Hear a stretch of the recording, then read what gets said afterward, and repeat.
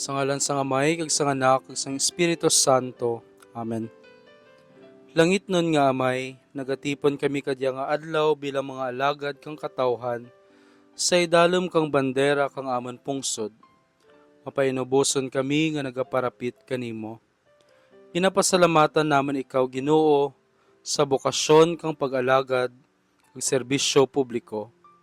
Ginoo, ginatugyan namon sa imo ang amon banwa nga bugasong, ang amon mga opisyales, halin sa amon halangden nga mayor kag vice mayor, panaog sa mga empleyado nga nagaobra sa imo ubasan. Tugroi kami kang kaaram sa paghimo kang mayad nga mga desisyon, kaisog sa pagtindog sa kamatuoran, kag mapinalanggaon nga tagipusoon sa pagserbisyo, ilabi gid sa mga nagakinahanglan.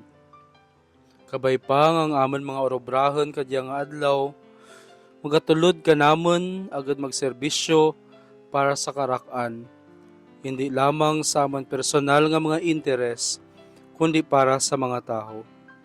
Tudloi kami nga ang gahom hindi pribilehiyo, kundi responsibilidad, nga ang pag-alagad isa katawag sa pagpakamaayo, pagkamatinumanon, kag pagkamapinalanggaon.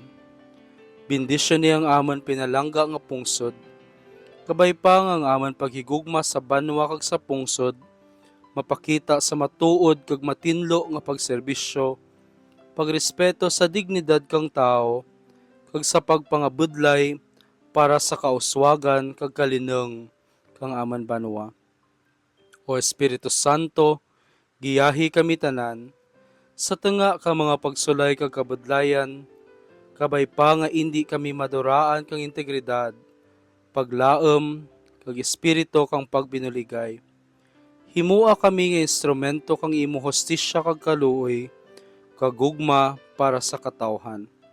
O Ginoo, kabay pa nga ang tagsa kanamon, labiren gid ang amon mga buruhaton adlaw-adlaw, manginhalad para sa kaayuhan kang amon banwa, kag sa himaya kang imo balaan nga ngaran.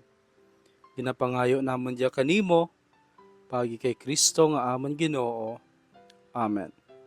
Sa ngalan sa Amay, ug sa Anak, ug sa Espiritu Santo. Amen.